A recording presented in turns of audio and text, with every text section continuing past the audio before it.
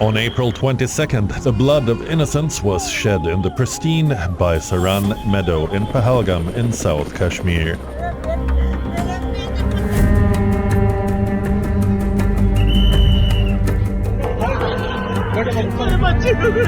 Pakistani terrorists approached the unsuspecting tourists, asking the men among them their religion, demanding they recite the Kalma, an Islamic verse. Those who could not were shot dead in front of their wives and children. 25 Indians and a Nepali citizen were killed. The heartbreaking images of several Hindu women who lost their husbands made an entire nation rise up in anger with the demand for justice.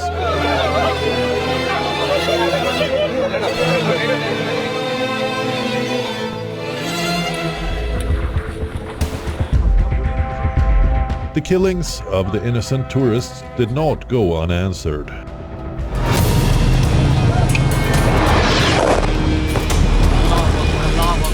In the wee hours of May 7th, India launched Operation Sindoor, hitting hard at the terrorist infrastructure in Pakistan and Pakistan-occupied Kashmir. These were the places from where terrorist attacks against India have been planned and directed for years together.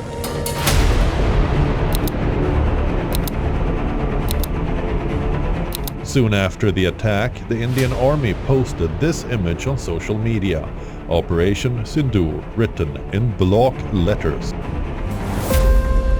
Sindoor in Hindi means vermilion, and the name Operation Sindoor is a reference to the vermilion many Hindu women wear on their heads to signify they are married.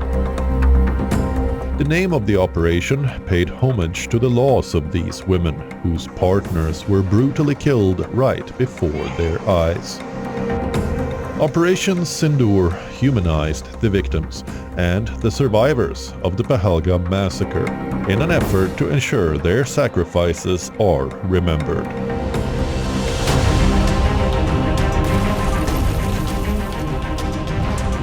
We dig deeper into this episode of WION WideAngle to find out: how was Operation Sindoor carried out? How did India destroy the 9 terrorist camps in Pakistan? How the Indian armed forces thwarted Pakistan's military response.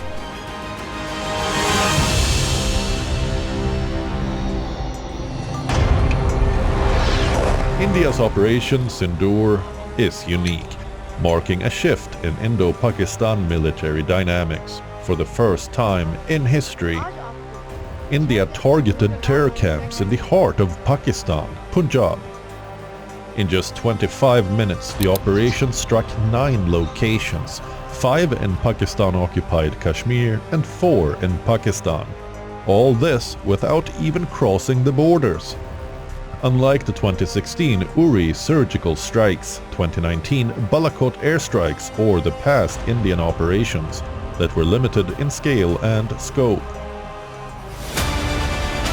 In the 2016 Uri surgical strikes, the army crossed the line of control to destroy terror launch pads in Pakistan-occupied Kashmir. In the 2019 Balakot airstrikes, a dozen Air Force Mirage fighter jets streaked around 20 kilometers past the LOC to target Jaish training camps in Balakot. In 2025, Operation Sindoor was conceived not just as a retaliatory show of force, but an attempt to strike at the very roots of terrorism originating from Pakistani soil. Operation Sindoor is technologically robust, expansive, and unlike any other mission India has ever carried out.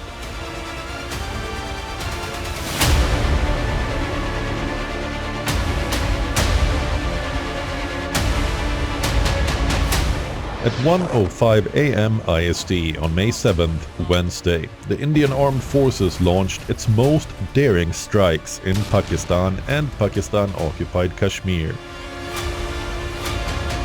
Codenamed Operation Sindoor, the Tri-Services Operation was carried out jointly by the Army, the Navy and the Air Force from Indian soil. A series of precision strikes destroyed 9 terrorist bases inside Pakistan and Pakistan-occupied Kashmir. Of the 9 targets that the Indian forces hit, 4 were in Pakistan and 5 in Pakistan-occupied Kashmir. It is a departure from prior doctrine. India launched standoff cruise missiles at the camps affiliated to banned terror groups, Jaish-e-Mohammed in Bahawalpur and Lashkar-e-Taiba in Muridke.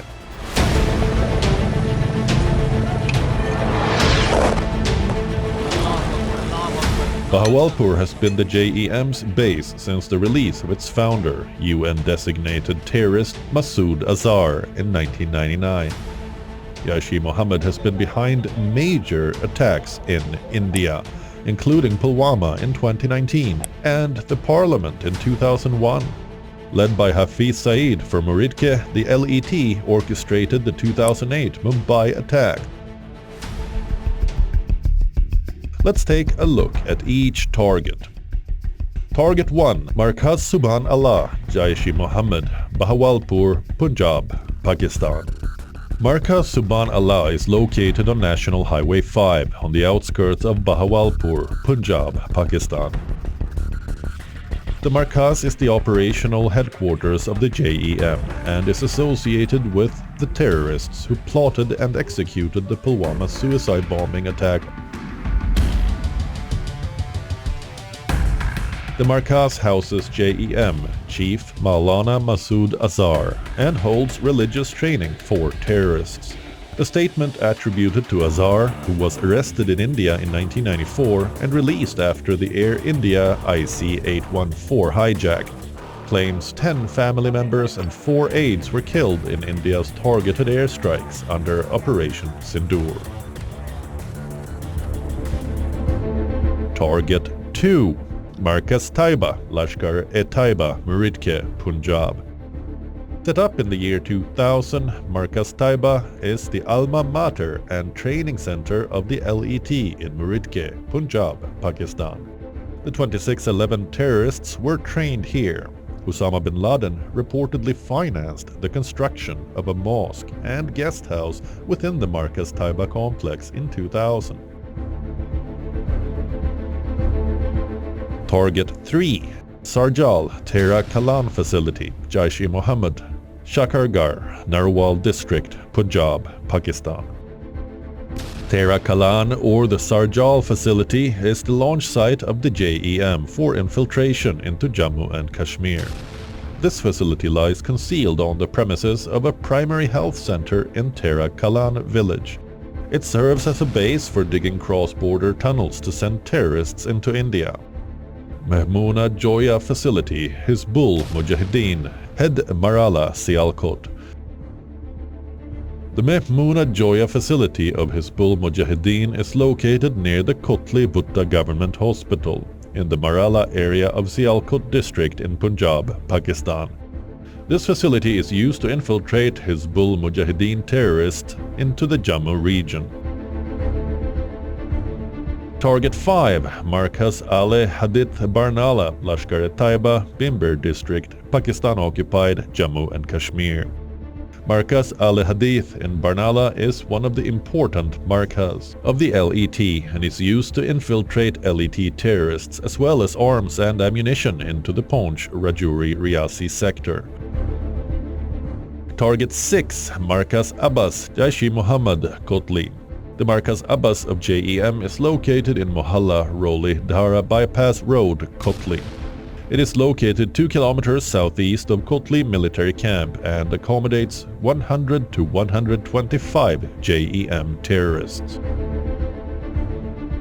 Target 7, Mashkar Rahil Shahid, Hizbul Mujahideen, Pakistan-occupied Jammu and Kashmir. Located 2.5 kilometers from the Maholi Puli in Kotli district in Pakistan-occupied Jammu and Kashmir, Mashkar Rahil Shahid is one of the oldest facilities of Hizbul Mujahideen. HM terrorists visit this facility for specialized physical training as well as training in firing arms. Target 8, Shawai Nalla Camp, Lashkar-e-Taiba, Muzaffarabad, Pakistan-occupied Jammu and Kashmir. Shawai Nalla Camp is one of the most important camps of LET that is used for recruitment, registration and training of LET terrorists. It has been functioning since the early 2000s. Target 9, Syedna Bilal Markaz, Jaish-e-Mohammed, Muzaffarabad, Pakistan-occupied Jammu and Kashmir. Syedna Bilal Masjid is the main center of JEM in Borg. Located opposite the Red Fort in Muzaffarabad, this facility was a transit camp for JEM terrorists before they were launched into Jammu and Kashmir.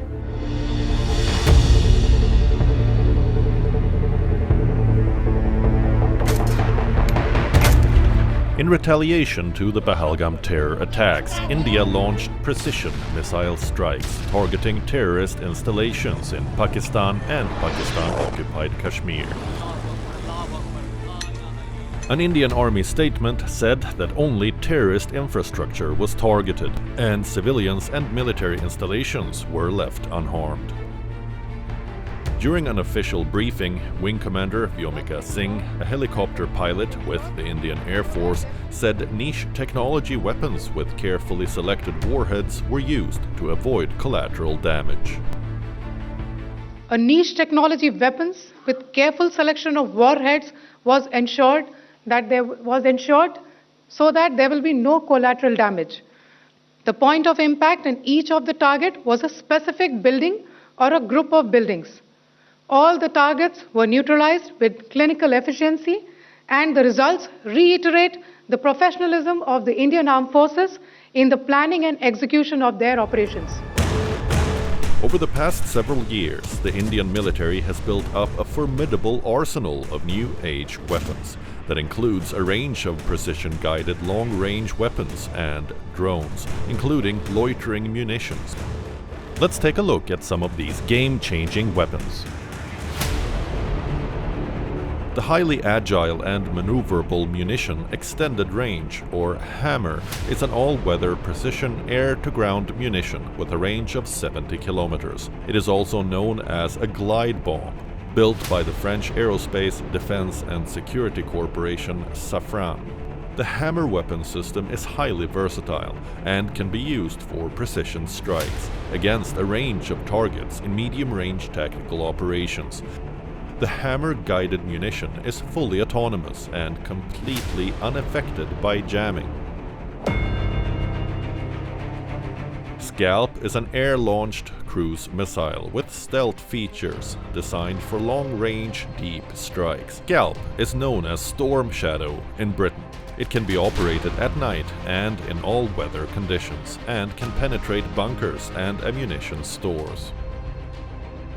Another notable aspect of Operation Sindoor was the deployment of loitering munitions, also known as suicide drones. These unmanned aerial vehicles are designed to hover over a target area, identify threats and engage them precisely. Unlike traditional missiles, loitering munitions can wait for the optimal moment to strike, reducing the risk of collateral damage. Once they lock onto a target, they crash into it and explode. These weapons are often called suicide drones, kamikaze drones, or exploding drones. The integration of loitering munitions into India's military arsenal marks a significant shift in its counter-terrorism strategy.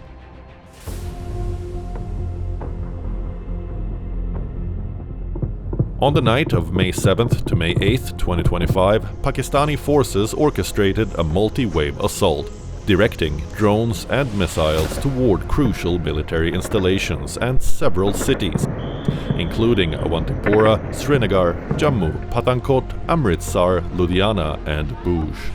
India's air defense grid was put to test as swarm drones, also dubbed loitering munitions, entered the Indian airspace from Pakistan. India successfully thwarted all military and drone attacks by Islamabad. Today morning, Indian Armed Forces targeted air defense radars and systems at a number of locations in Pakistan. Indian response has been in the same domain with the same intensity as Pakistan. It has been reliably learnt that an air defense system at Lahore has been neutralized. Our intention has not been to escalate matters. We are only responding to the original escalation, as I said, and our response has been targeted, precise, controlled and measured. Only no military targets have been selected. Only terrorist infrastructure in Pakistan has been hit.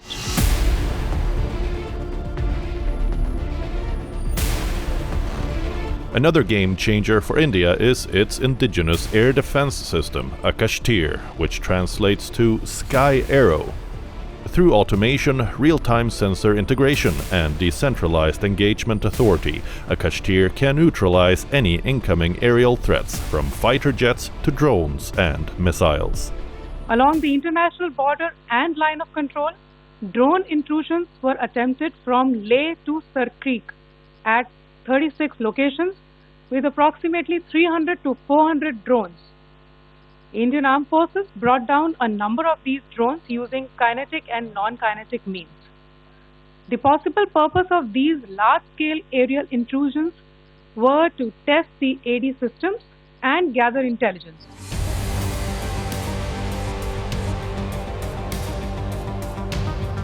India's S-400 air defense system, called the Sudarshan Chakra, proved its worth by effectively intercepting and neutralizing all incoming threats from Pakistan, involving both drones and missiles.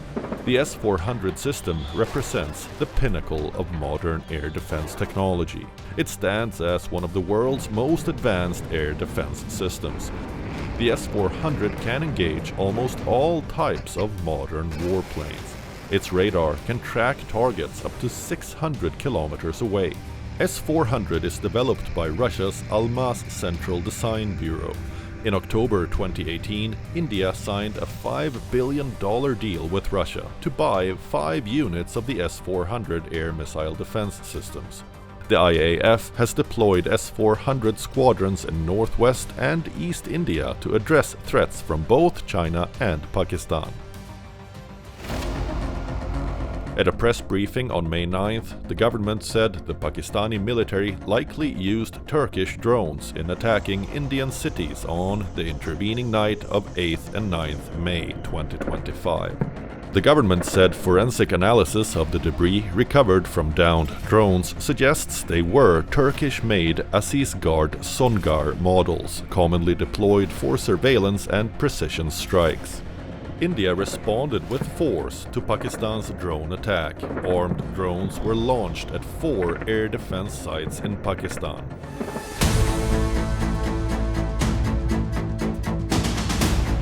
Pakistan's terror infrastructure has survived for decades within its security establishment. Pakistan has been placed on and off the Financial Action Task Force's grey list since 2008 for failing to dismantle terror financing networks. Financial Action Task Force is an international governing body with a mission to combat financial crimes, including money laundering and terrorist financing. Post the 9/11 incident, operations of such terror groups became more sophisticated. They started integrating cyber capabilities and information warfare. Remember, Al-Qaeda's founder, Osama bin Laden, the mastermind behind the 9/11 attacks, was found and killed in Abbottabad, Pakistan.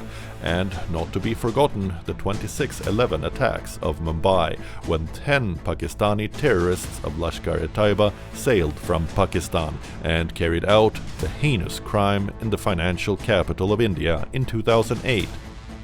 Pakistan's terror infrastructure represents a deliberate state-sponsored system that has survived for decades through institutional support. that views these forces as strategic assets rather than terrorist threats. Pakistan's terrorism is not merely a bilateral issue, but a global challenge that threatens the rules-based international order.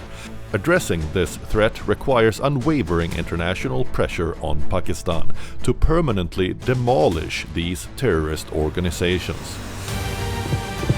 On the 10th of May, after days of missile, drone and artillery attacks, Foreign Minister S. Jaishankar posted on X that India and Pakistan have worked out an understanding on stoppage of firing and military action.